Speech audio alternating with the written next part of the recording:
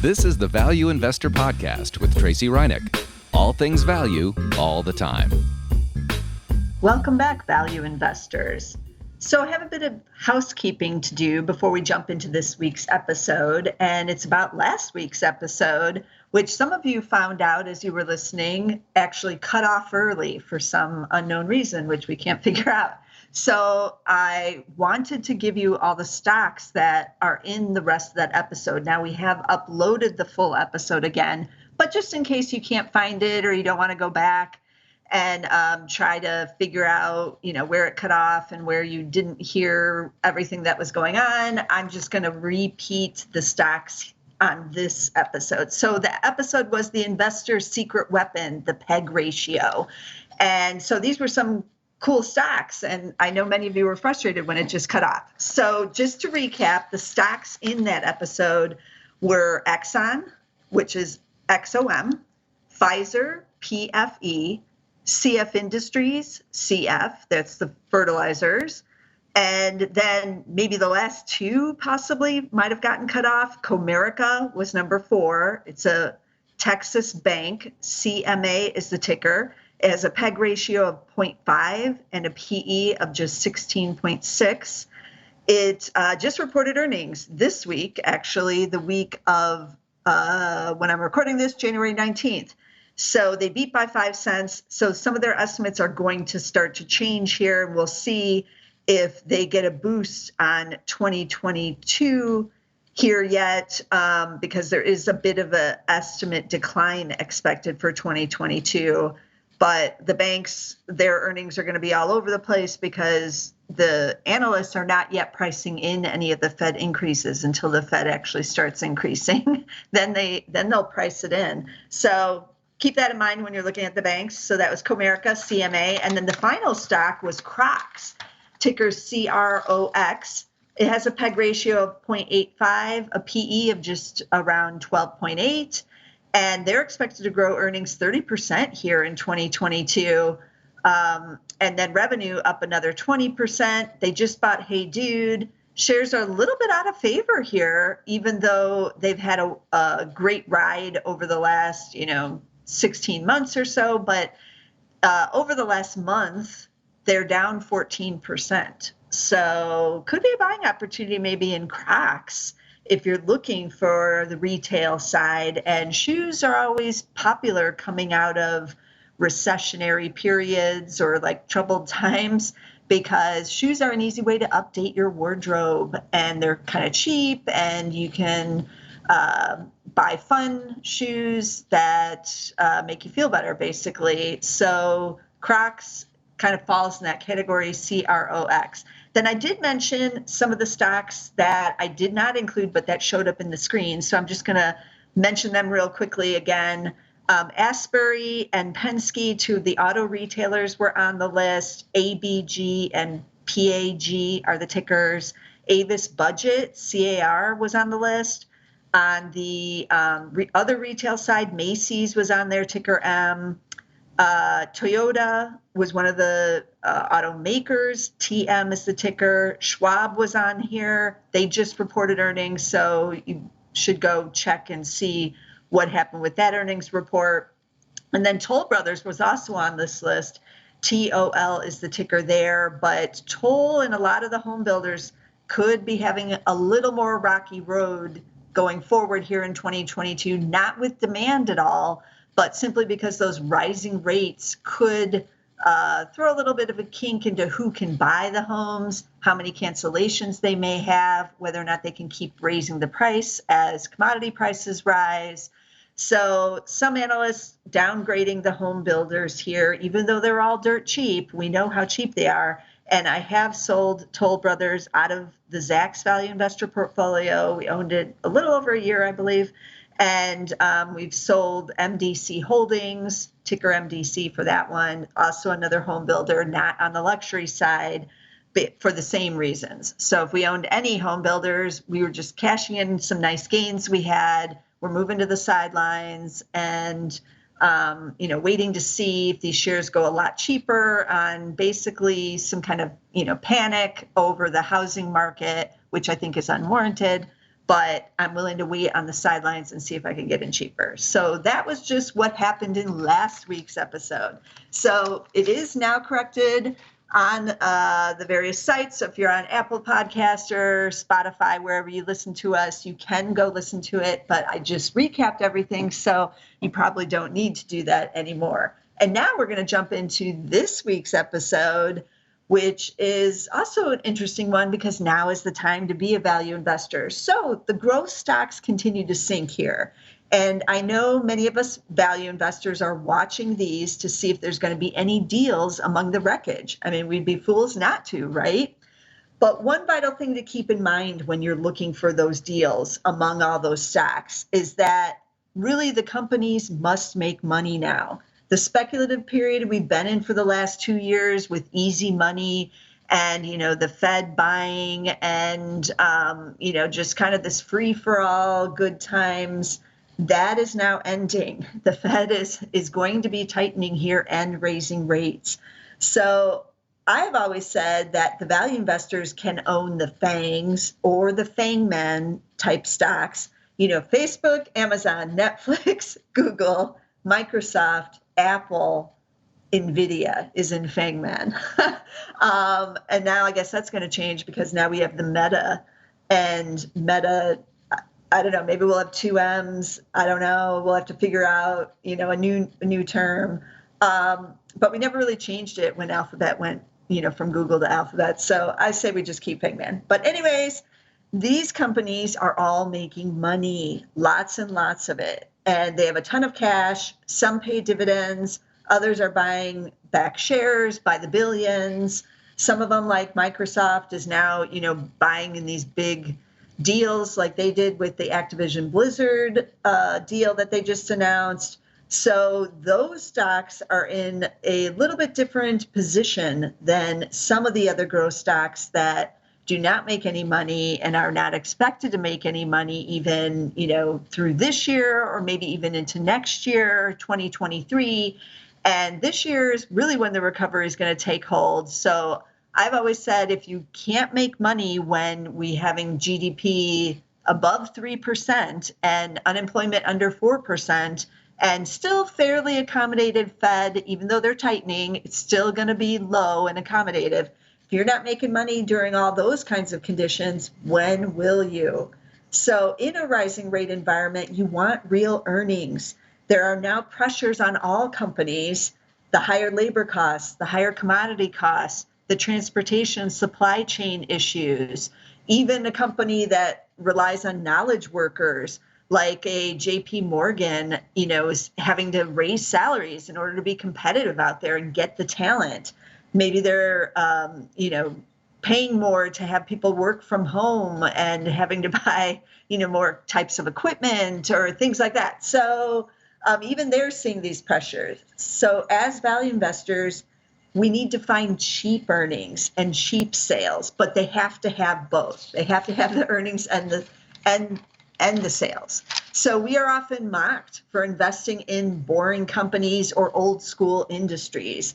Why buy GM or Ford when you can own Tesla? Why buy a bank when there is Coinbase? Those kinds of things. But one of the oldest companies on the planet that is still active, still out there making money is Lloyd's of London. And what do? Of course, insurance. That's basically among the oldest professions is insurance. And what has Warren Buffett and Berkshire Hathaway gotten rich off of over the last 50 years? Geico, the insurance. And he's even owned insurance companies amongst his portfolio. So remember the story of my 92-year-old friend, Ed. I've talked about him on other podcasts numerous times. I'm going to try, like I said, to have him on a podcast here in 2022. But he's grown his portfolio from $50,000 in 1990 to about $5 million in 2021 by owning no tech stocks, but just owning big cap companies that dominate their industries and that pay dividends. So he owns Sherwin-Williams, where he used to work. He owns Ford, he said. He owned Bank of America because when Warren Buffett went in there after the Great Recession when he bought that big position. So did Ed, and Bank of America breaking out to new highs here in 2021 and now again in 2022. And he uses the dividend payments from all these companies to buy new positions and add and grow his portfolio further. Of course, you could just take the income and use it to live off of or whatnot as well. So while I have a stock wish list for the growth stocks, for sure, I've mentioned this many times, I have a list that I'm watching. They have to get a lot cheaper, and they have to get, kind of in my wheelhouse as a value investor. They have to have earnings, and they have to be growing those earnings, and they have to have, something real going on there. But let's see what's happening with value stocks on this week's screening. So I'm not screening for any growth stocks because I don't feel like most of them have gotten cheap enough. And I'm not yet willing to do an episode on the Fangman stocks because I'm waiting for all of them to report here. And while some of them have weakened off their highs here in 2022, I don't feel like there's any real screaming deals there. We haven't had capitulation in those stocks yet. So I'm still on the sidelines on those. So, tune in later on this year to see if, we're doing an episode on the Fangman. Then you'll know that they've sold off quite a bit more and maybe look pretty juicy here for us value investors. But this week, I'm screening for stocks with the Zacks ranks of 1s or 2s. So those are the highest, the buys and the strong buys. And I wanted to do the screen of stocks trading near their 52-week highs. So value stocks near those highs within 10%, because all the growth stocks are, getting crushed down. Some of those are down 60%, maybe some are even down 70 now.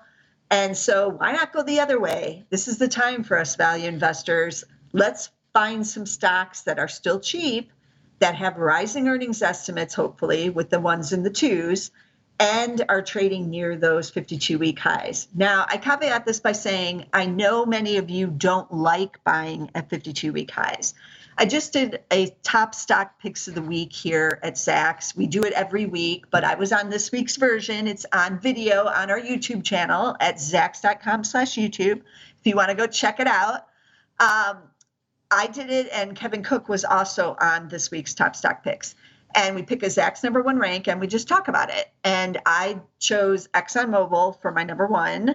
XOM, again, is the ticker for that one. And they are trading at new multi-year highs. It's not all-time highs, not quite yet, but it is at new multi-year highs. And Ford is the stock that Kevin did. And that one, too, is trading near all-time highs and actually did make this screen that I just screened. Exxon did not make this screen. I wonder why. But Ford did make the screen. So I got some tweets back at me saying, how dare you recommend these two stocks on their all-time high? They've been running for months now or years, and there's nothing left in the tank for these stocks, except both of them are trading cheap. Both of them are under 15 times on the PE, and Exxon, as we know, has the low PEG, and it pays the dividend of over 4% for Exxon. So do I think that the run is over on these? No, because that's why we're buying the cheap stocks, right? They still have attractive valuations. So I do know that it's hard to buy a stock after it's had a big run, especially value stocks where you don't really trust it. So a lot of the comments I got about the top stock picks of the week were on Exxon, not so much on Ford, because people don't trust those energy stocks. And I get it. I've been in energy for 20 years in my own personal portfolio. I've had the ups and downs, and they have been in a bear market for the last 13 years. And let's be honest, Ford and some of the other automakers outside of Tesla haven't been all that great either over the last 10 years. So there's a lot of suspicion with value stocks hitting new highs, and if it can continue, because during bear markets it does not continue. So keep that in mind, and I've kept that in mind. So I ran this screen, which also did include the Zacks value style score of A, And the style score includes things like PE, price to sales, and various other good fundamental metrics. So the screen does not search for those fundamentals because the style score should pick up those in there. And it gave me back 31 companies. So that's a pretty good little list. And I only picked out 3 this week because I just felt maybe we need to wait for some more earnings to come in before we look at even more. But I did want to cover, several of them. And so it gave me some interesting names that we haven't talked that much about recently. So that was good. So let's dive right in. So the first stock is ABBV, ticker ABBV. We've talked about it on various podcasts in the past. It's been cheap forever. Warren Buffett's Berkshire Hathaway bought it. Let me think now.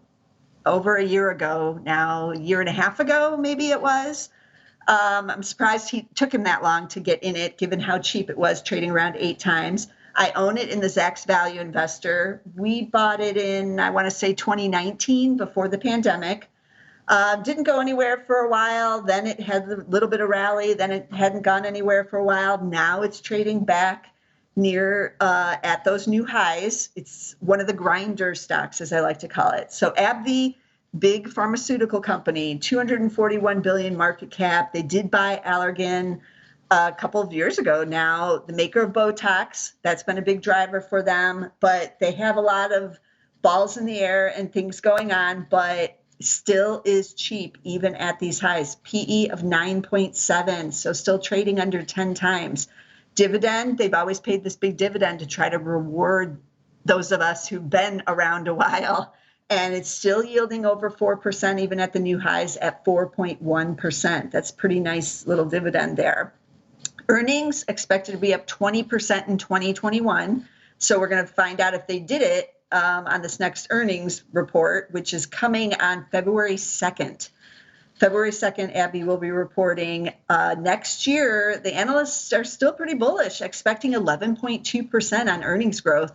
That's a nice number for a company of this size in the pharmaceutical space. Now, AbbVie shares have been hitting these new highs because a lot of people consider it to be kind of a safe haven stock.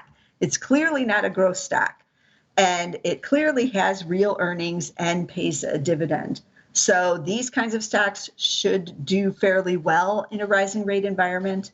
And that's why it's, getting a lot of interest recently and hitting these new highs. So I also own AbbVie in my own personal portfolio, as well. Again, it is in the Zacks Value Investor portfolio as well. So that's AbbVie, ticker ABBV as in Victor.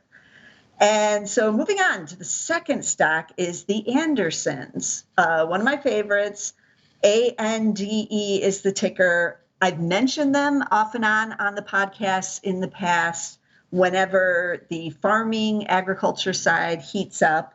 So they've actually gotten a lot smaller over the years since I first started talking about them. They used to have a retail division, and they just sold their rails division. So now they are in, they call it trading, biofuels, and plant nutrients. Those are their 3 divisions. But the trading is the one that owns the 70 grain terminals around the United States. They also have this farm to market business where they can pick up the grain from the farmers and take it to the market. So the farmer doesn't have to worry about the logistics of doing it all. I kind of like all that business. So they're in the business to help the farmers. They also sell the plant nutrients. So they do not manufacture the potash, the phosphates, the nitrogens, the urea, any of that. They don't make it, but they are distributing it to the farmers because if you're like a smaller time farmer, you're not able to just go to, Mosaic and say, hey, I need a little bit of fertilizer. You need to go to a distributor of it. And that's what the Andersons is. So, and then they also have the ethanol, the biofuel side. So what's going on with them? We only have one estimate on them on Zacks.com because they're small cap, market cap of just 1.2 billion. They're in Ohio. They've kind of been family owned. That's why it's called the Andersons for all those years, obviously now publicly traded. So a lot of people kind of miss out on the Andersons. They are a Zacks number one right now, but we only have that one estimate, as I said. And so it all depends on what that analyst is saying, right? But things have been pretty bullish over there. In 2021, they did grow earnings almost 3,000%. So 2020, a nasty year. 2021, not so much, up to $2.76. In 2022, expected to be down 17% to $2.29, but remember they just sold the rails division, so I'm not sure how much of that is in the rails going away. So keep that in mind. So I'm not thinking it's as much of a value trap as it may appear to be. So people need to tune into their earnings on this next quarter to find out what is happening here in 2022 with agriculture, but it is a hot area and has been throughout the pandemic as food has been vital. Obviously, we need it, but everything in the food complex has entered into a bullish type market here. So again, they're reporting in February. So check out what's happening with the Andersons. Now, they're not as cheap as ABBV. They're trading at 16.8 times because of this recent rally, which really happened at the end of December. They haven't done much here in 2022, just kind of hanging out, waiting to see. If these shares fall back more, I'll be even more interested. I'm kind of kicking myself for not getting in them last year. But there's always another chance, right? There's always a pullback or a correction of some kind. They also pay a dividend. They've always been shareholder friendly, and it's yielding 1.9% here at this level. So that's the Andersons, ANDE. And then the third stock that I'm going to cover today is Ingredion, ticker INGR. This one is very rarely talked about. I'm kind of always surprised by this. They used to be called Corn Products, but they changed their name numerous years ago to Ingredion to better reflect what they do. So they're ingredient solutions for bakeries, dairy, beverage, and they have plant-based meat alternatives. That's the hot area, right? But again, everything with food is very hot right now. And so Ingredion is in that hotness of the food industry. So in 2021, earnings expected to be up 10.9%, which is pretty strong for this type of company. 2022 up 4.6%, but we'll see when they report earnings if they're given any guidance. We only have one estimate on Ingredion as well, even though they're a $6.7 billion company. This area is just not really well covered. It's kind of been down on its luck over the last decade or so. So a lot of the analysts have jumped off, just not the glamour area that, you know, the big brokerages want to cover. Unfortunate for them because, again, things are heating up in the food area. This one kind of reminds me a lot of like a Bunge or Archer Daniel Midland on the ingredients side. And they're in, I believe they're headquartered in Illinois as well as some of those others because this is where a lot of the food ingredients are done, right? So they're pretty cheap right here. PE of 13.9, dividend is 2.6. So you are getting a decent dividend. It is a Zacks number 2 buy here. They're reporting earnings in early February, so you might want to tune in to see exactly what they're saying, especially on these ones that are very lightly covered, at least on Zacks.com. There's no other way to get any information except from the company themselves and what's going on there. So earnings on February 3rd, 2022 here, February 3rd. So that's Ingredion, INGR. So again, I'm only doing the 3 stocks today, but you got a few bonuses from last week if you didn't tune into that one. So I'll give you a few there. But there are plenty of value stocks right now that have growing earnings. They have, real sales. They are trading near their highs. Things are looking good, even though the stock is still cheap. And there's just a lot of places you could be investing in instead of trying to chase growth stocks that may have no earnings and very little or even no sales right now, or like the meme stocks or the SPACs or, these other more speculative areas. There is a lot of good things going on out there on the value side. And I reconfirm what I said when this year started off. This is the most excited I've been to be a value investor in a long, long time. So this is our time, and there's plenty of value stocks out there, but keep your wish list for those growth stocks. That's what I'm doing, because if I can get a 10%, 15%, or even maybe 20% pullback in some of the high quality growth names like the Fangmans or the Fangs, or others that are making the earnings and have the strong sales growth, then that's when I want to buy. Those are the ones that are going to be on sale. But otherwise, for all the rest, I'm on the sidelines with those. I no longer own them in Zacks Value Investor portfolio. We got rid of any and all of our growthy type of stocks for now. And I don't own them in my own portfolios as well. I also sold out of any of those more speculative plays, but still owning the Fangmans of the world that are paying me dividends, doing share buybacks, or acquiring $70 billion gaming companies. So keep that in mind. So let me recap the stocks I talked about on this episode. There were the ones from the other episode, but just to confirm, the last two stocks on the last episode were Comerica, CMA, and CROX, CROX. Go check those out. And then on this week's episode, we had, what did we have? We had ABBV, how could I forget them? ABBV. We had the Andersons, ANDE, and we had Ingredion, INGR. There were a lot of banks on this list too, because the banks are trading near their highs and still cheap and have the rising earnings estimates too. But I'm going to have to devote a whole episode on the podcast to the banks.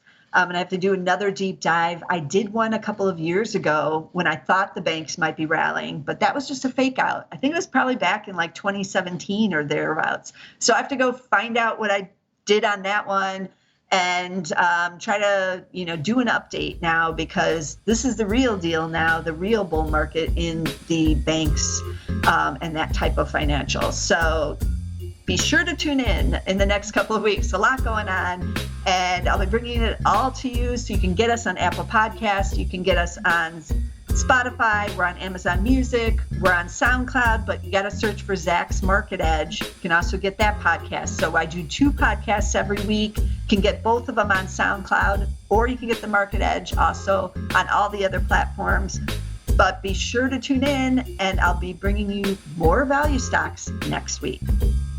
This material is being provided for informational purposes only, and nothing herein constitutes investment, legal, accounting, or tax advice, or a recommendation to buy, sell, or hold a security. Do not act or rely upon the information and advice given in this podcast without seeking the services of competent and professional legal, tax, or accounting counsel. Publication and distribution of this podcast is not intended to create, and the information contained herein does not constitute an attorney-client relationship. No recommendation or advice is being given as to whether any investment or strategy is suitable for a particular investor. It should not be assumed that any investments in securities, companies, sectors, or markets identified and described were or will be profitable. All information is current as of the date herein and is subject to change without notice. Any views or opinions expressed may not reflect those of Zacks Investment Research as a whole.